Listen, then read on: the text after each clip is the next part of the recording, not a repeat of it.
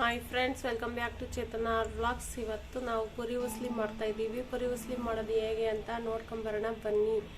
ನಾವು ಯಾವಾಗಲೂ ಈವ್ನಿಂಗ್ ಟೈಮಲ್ಲಿ ಸ್ನ್ಯಾಕ್ಸ್ ಮಾಡ್ಕೊತೀವಿ ಅಥವಾ ಮಾರ್ನಿಂಗ್ ಬ್ರೇಕ್ಫಾಸ್ಟ್ಗೂ ಕೂಡ ಈ ಒಂದು ಪುರಿ ಉಸ್ಲಿನ ಮಾಡ್ಕೋಬೋದು. ಪುರಿ ಇದ್ದರೆ ಈ ರೀತಿ ತಿಂಡಿ ಮಾಡ್ಕೊಂಡು ತಿಂದರೆ ತುಂಬ ಟೇಸ್ಟಿಯಾಗಿರುತ್ತೆ. ಈರುಳ್ಳಿ ಜಾಸ್ತಿ ಹಾಕ್ದಷ್ಟು, ಕಾಯಿ ತುರಿ ಜಾಸ್ತಿ ಹಾಕ್ದಷ್ಟು ಈ ಒಂದು ಪುರಿ ಉಸ್ಲಿ ತುಂಬ ಚೆನ್ನಾಗಿರುತ್ತೆ. ಸೊ ಬನ್ನಿ ಹೇಗೆ ಪುರಿ ಉಸ್ಲಿ ಮಾಡೋದು ಅಂತ ನೋಡ್ಕೊಂಬರೋಣ.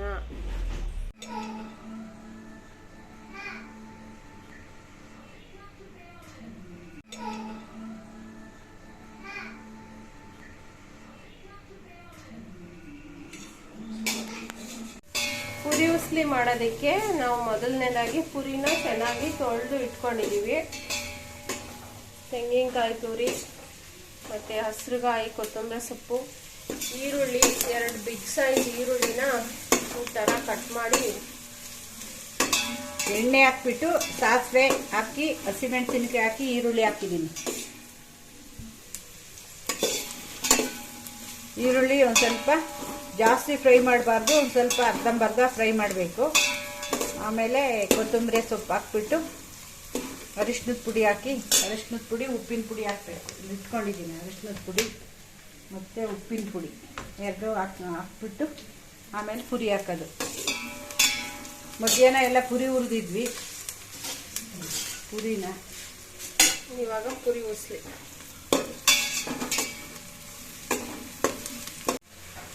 ಇವಾಗ ಇದಕ್ಕೆ ಅರಿಶಿನದ ಪುಡಿ ಒಂದು ಸ್ವಲ್ಪ ಹಾಕ್ತಾ ಇದ್ದೀವಿ. ಆಮೇಲೆ ಉಪ್ಪಿನ ಪುಡಿ ಹಾಕ್ತೀವಿ.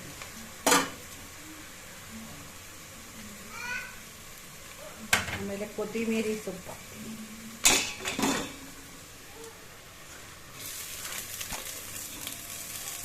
ಹಸಿರುಗಾಯಿ ಜಾಸ್ತಿ ಹಾಕಿದ್ರೆ ಖಾರ ಆಗಿದೆ ಅಂತ ಉಳಿಸ್ಕೊಂತೀಯ.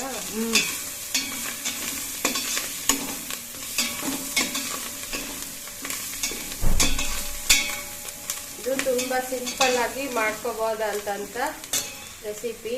ಈವ್ನಿಂಗ್ ಟೈಮು ಅನ್ನ ಸಾರು ಮುದ್ದೆ ಎಲ್ಲ ಮಾಡೋಕ್ಕಾಗಲ್ಲ ಅಂತ ಟೈಮಲ್ಲಿ ಈ ಥರ ಮಾಡಿಕೊಂಡ್ರೆ ಚೆನ್ನಾಗಿರುತ್ತೆ. ಬ್ರೇಕ್ಫಾಸ್ಟ್ ಥರನೂ ಮಾಡ್ಕೋಬೋದು ಬೆಳಗ್ಗೆ ಟೈಮು. ಇದಕ್ಕೆ ಪುರಿ ತೊಳೆದಿರೋಂಥ ಪುರಿನ ಆ್ಯಡ್ ಮಾಡ್ತಾ ಇದ್ದೀವಿ. ಮಂಡಕ್ಕಿ, ಬುರ್ಗು, ಪುರಿ ಏನಾದರೂ ಹೇಳ್ಬೋದು. ಸೂಸ್ಲ ಅಂತಾರೆ ಉತ್ತರ ಕರ್ನಾಟಕದ ಕಡೆ, ನಮ್ಮ ಕಡೆ ಮಂಡಕ್ಕಿ ಉಸ್ಲಿ ಅಂತೀವಿ.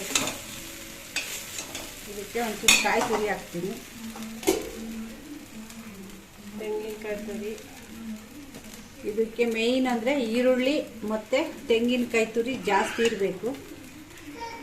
ಹಸಿದು ಕಾಯಿ ತುರಿದ್ಬಿಟ್ಟು ಹಾಕ್ತಾಯಿದ್ದೀವಿ. ಈಗ ಚೆನ್ನಾಗಿ ತಿರುಗ್ಕೊಂಡ್ರೆ ಪುರಿ ಉಸ್ಲಿ ರೆಡಿ ಆಯಿತು. ಬ್ರೇಕ್ಫಾಸ್ಟ್ಗೆ ಸಿಂಪಲ್ ಆಗಿ ಈಸಿಯಾಗಿ ಈ ಥರ ಮಾಡ್ಕೋಬೋದು.